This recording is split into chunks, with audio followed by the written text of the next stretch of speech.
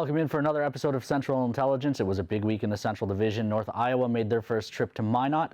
Aberdeen and Bismarck split a pair, and the Austin Bruins took on the St. Cloud Norsemen for one on Friday night. Let's get right into it and take a look at how those games played out. On Friday night, the Austin Bruins went to St. Cloud and knocked off the Norsemen 5-3. Jens Richards had 2 goals and an assist, while Alex Trombley had 3 helpers for the Bruins. Blake Perbix had a goal and 2 assists in the loss. The Aberdeen Wings picked up a 4-1 win in the VFW, with Cade Nielsen leading the way with 2 goals for the Wings. North Iowa picked up their first win over the Minotauros in the first franchise meeting between the two teams. Max Scott had a goal and an assist to lead the Bulls, while David Nesberg had 2 goals in the loss for the Toros. On Saturday, the Norsemen and Bruins took the night off. The Bobcats got revenge over the Wings, a 3-2 win down in Bismarck. Novak had a goal and an assist, while Eric Force had 29 saves in the win for Bismarck. North Iowa came back from a 2-1 deficit entering the third period to win 6-3 over the Minotauros, with 5 different players registering goals for the Bulls in the win. What does all that mean for the Central Division standings? Well, the North Iowa Bulls move alone into first place, 7-2-1 with 15 points on the season. The Austin Bruins just 2 points back with 13 on the year. St. Cloud and Aberdeen are tied for third with 5 wins and 10 points each. The Minotauros sit in 5th place with 7 points, and the Bismarck Bobcats sit in 6th with 4 points on the season. Now that we've seen how the standings shake out, let's head on down the road to Bismarck and hear from Corey. All right, here in Bismarck, Bobcats getting set to take on Austin on the road this weekend.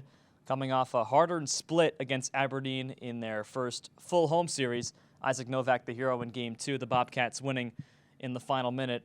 Take me through that goal. You were held empty for the most part of the series, and then the final minute you came through. Yeah, no, I mean, the bounces weren't really going our way the first couple games there. We had a few chances, pucks getting stuck between the goalie and stuff. But, I mean, yeah, last 50 seconds there, Mike's made a great play on the blue line to keep the puck in, and yeah, kind of just a redirect play from the point, and it just ended up finding me right in the slot. It had a whole empty net to shoot at, so couldn't miss.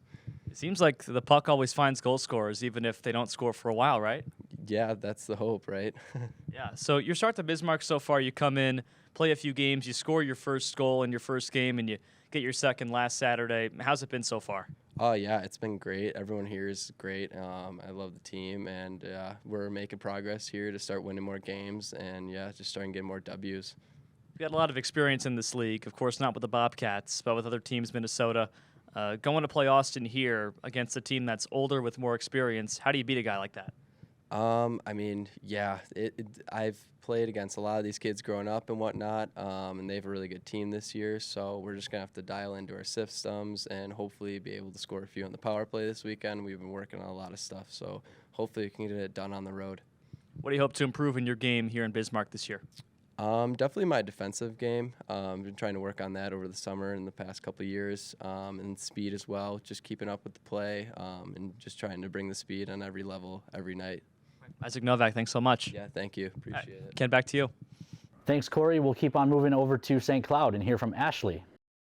Thanks, Ken. Ashley Chase here in St. Cloud with Cade Peterson, a rookie forward this season with the Norsemen, and you've had a great start to the year. 7 points in 7 games, 3 goals and 4 assists, so a great start for you. What's this first year been like in St. Cloud? What have you enjoyed so far? It's been fun since we got here. We got a good group of guys in the locker room, and I think we got a good thing going with the coaching staff. So it's been a easy transition with all the guys helping out, and very clear what the coaches have wanted since the beginning. What's been fun for you? You had a great showcase to start the season off, and then since then we've been home on the road, back home. Had a big goal in the top plays of the week last week. What's been working for you? I just think sticking to what coaches are asking and having a group effort. We're all trying to work hard and get the same goal accomplished. So I think that's been a big help for our team, and everything else that our coach has been asking. I think we've been doing a good job executing. The power play is one thing that's worked really well for St. Cloud so far this season. You've been a part of that from the start. What is it about the groups you have out there? You guys really seem to click. I'm not sure. We have some good chemistry. I think we move the puck well, and the more we've been practicing and playing in games together, I just think we've been able to gel and figure each other out more and more as we go. St. Cloud not in action this weekend, a rare off week here early in the season. Any good plans for taking a weekend off? Just looking forward to take it easy, not skating, get ready for next week going on the road. Yeah, a big road weekend coming up before St. Cloud is back home at the end of the month, and we'll be in full swing after that. So thanks so much, Cade, for taking the time. And Ken, back to you. We'll check in with Jared from the Austin Bruins. Thanks, Ken. I'm here with Bruins forward Austin Solani. As last week, Austin, you scored your first goal of the season against the St. Cloud Norsemen. That goal ultimately being the game winner up in St. Cloud to take the 2 points after coming back from behind. I mean, what was going through your mind? You were in the right spot, right time, right in front. Got a nice feed. Yeah, I mean, Jens took a nice hit to make a play down low, and puck came over to Trums. I just tried to position myself in front, and Trums threw a great pass over, and yeah, happened to just hammer one home there.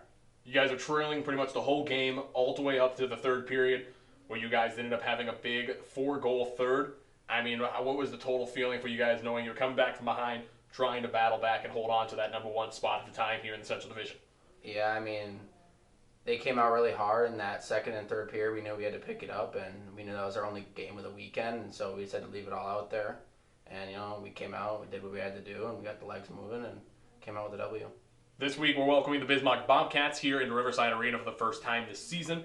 4 points on the line here in the Central Division, and any weekend, make or break for no matter what team it is. I mean, game plan for this weekend, ultimately coming away with 4 points is what you guys want to do.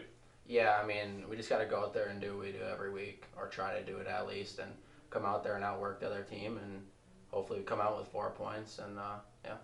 Last home games, I should say, of the month of October for the Black and Gold here at Riverside Arena. Next week on the road up in Minot, as we look forward to welcoming the Bismarck Bobcats here on Friday and Saturday night. Ken, back to you and Central Intelligence.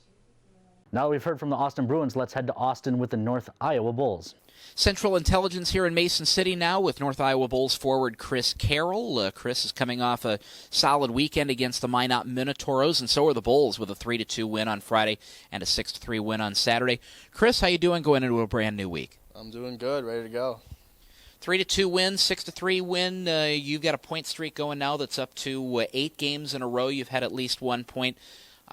Take us through how this last week went for you and the team. What jumped out at you about those 2 wins? I thought the team fought really hard in both games, really stepped up to the plate. It's always tough to go on the road, especially as far away as we went, and I'm just really proud of how we battled and earned those 2 wins. Now, you played down in Amarillo last year, so you guys had some long road trips. What do you enjoy the most about a long road trip, like a 10-hour trip to Minot or some of the longer ones you had outside of Amarillo? What do you enjoy the least about them? I don't know. It's not really that enjoyable, to be honest, but last year we got sleeper buses, so it was easier to sleep, so that was good. This year we just got the coach, so it's a little more uncomfortable, but it's whatever. Being on the road, we're all together, we're having a good time, so it's a good time. 5 goals in the third period on Saturday night. You guys had it clicking. Yeah, we did. I mean, we were a little tense at the end of the second. Todd came in, calmed us down a little bit, just told us to do the things we were good at, and then we just went out and we exploded out there, which was pretty nice, pretty good to see. Pretty good to see everyone getting some points, contributing. Some guys have been frustrated, but we're working on it and we're getting better. So if we keep doing that, then we're going to be scary. Couple more games against Minot this weekend, and I think later on in the show we'll be going through that schedule for this weekend across the entire division. Guys, back to you from Mason City. Now we'll just keep it right here in Minot and hear from Peter Theodos. Thanks, Ken. I'm here with Toros assistant coach Jake Howell. And Howie, the weekend didn't go the way the Toros wanted, but definitely some bright spots to take away from the weekend. Yeah, absolutely. I thought we showed some really good moments over the weekend, but for us, it's still not the outcome we wanted. We want 2 points every night, and coming away from a weekend with 0 is not what you're looking for. The Toros have made some roster changes here the last few weeks. We've added a couple of twin brothers. What have you been seeing from these new guys as they've been adjusting to the Toro tradition and the Toro atmosphere? Yeah, no, I think everybody that we've brought in has definitely brought different pieces and different attributes that help us every single game. And at the same time, new faces in the locker room sometimes help just mix things up when a team is struggling a little bit. And obviously this isn't the start that we wanted to the season. But they have definitely brought in some new energy and just something different to our room. The Toros recently named their captains. Cole Mickle was named the captain of the year. What was the decision behind that? Yeah, no, Cole's just a great kid. He's a leader on and off the ice, and that's what you need in a captain, someone that can lead the way on the ice, but also in the locker room and in the community. You had the privilege of actually wearing a Toros jersey and playing for the Toros in the rink just on the other side of our office wall. What have you thought of the fans so far in your first experiences with the fans here in the Pepsi rink? Yeah, I mean, it's definitely different. It's a lot bigger of a building, a lot nicer of a building. But to me, it'll never be the same as when it was over there when you had 1,500 people just jammed on top of you. But inside the Pepsi, it's amazing. You get 2,200 people in here some nights, and it's just an unbelievable place to coach or even attend a hockey game. One of the things that has been great about this schedule is, this past weekend didn't go the way that the Toros wanted, but we get another crack at North Iowa this weekend in North Iowa. What's been the message to the boys for this week's games? Yeah, for us, I think it's just that we need to play a full 60 minutes. In this division, it's the best division in this league. It's anybody can beat anybody any given night, and I think we showed in spurts and for periods of the games last weekend that we can outplay them. But we need to bring our work boots and our lunch pails for 60 full minutes and not 35 or 40. Last but certainly not least, let's hear from the defending Central champs, the Aberdeen Wings. Thanks. And now the Aberdeen Wings portion of Central Intelligence. And joining me today is number 12 defenseman Hugo Gustavsson of Östervalla, Sweden. Hugo, thanks so much for taking some time and joining me here on Central Intelligence. Thank you. My pleasure. Yeah. Well, I wanted to talk a little bit about your first impressions of the U.S. and so on, because I know it's your first time, this is your first time coming to the U.S. And here we are in the middle of South Dakota, and it's got to be a bit different when it comes to whether it be food or TV shows and all kinds of different things. And when it comes to the culture, what were some of the first things that stood out to you when you arrived? Yeah, this is my first time in USA, and culture-wise, it's another culture here, and the food is totally different. And I don't know if it's just like the South Dakota things, but the people are. Yeah, the people are really nice, and they talk more. You can meet a stranger and they will just talk to you, and that's a different. But I really like it. I like kind people. So when you're in Sweden, you don't just bump into somebody and say, "Hey, how are you?" Or like you said, even a stranger might even just start. You're standing in line at a store or something, and you might start talking with someone here. That's not really like that in Sweden. No, sometimes, but the most of the times if you don't like know anybody or know the person you met, you don't need to talk to him. Maybe say hey, that's hello in Sweden sometimes, but not how are you, and like start to have a conversation. I never really thought of that. That's interesting. I always say about Midwest nice, right? That's maybe that's part of it. What do you like to do when you're outside the rink? Do you have any hobbies or interests or anything that you like to do? Yeah, I have a lot of hobbies. I like to fish. I like to play golf. I like to play paddle. That's a new sport in Sweden. Have developed a lot the last few years.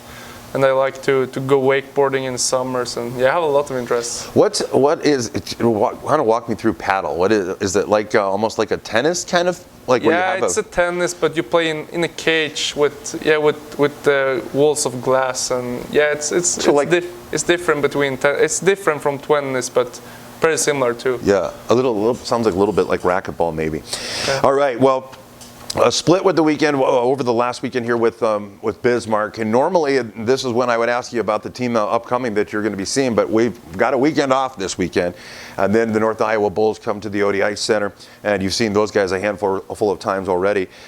Any plans for the weekend?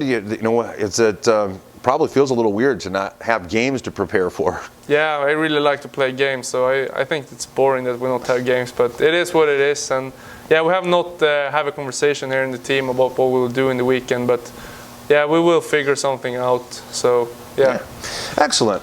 All right. Well, thanks so much, Hugo, for coming on the Central Intelligence with me. Again, Hugo Gustavsson of Östervalla, Sweden. Thanks again for coming on Central Intelligence. Thank you for having me with you. You bet. All right, folks. That'll do it for Aberdeen's portion. Now back to you. That'll do it for another episode of Central Intelligence. We'll send you out with Plays of the Week. Double shift for a second. It's grabbed off by the wings left to right. Carried ahead by Patrick O'Connell. Feeds right. Gustavsson shoots in front. A shot pass. They score. That fooled everybody. Get ahead right to left. Bobcats get back defensively. 3-on-3 across the line. Nate Mann left side. Slap shot. Score. Wow.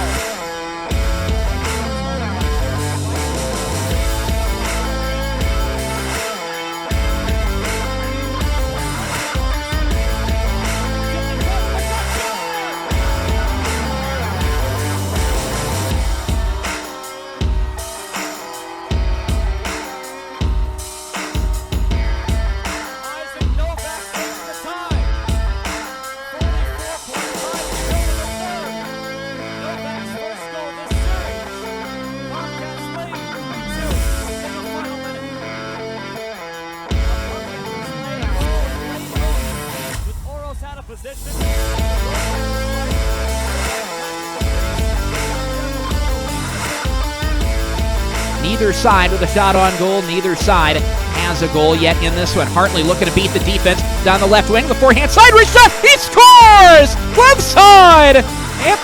Byron Hartley.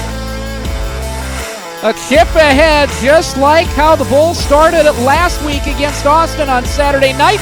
The Bulls do it again. Byron Hartley, Bulls on the board. Time of the goal, 2:03 of the first.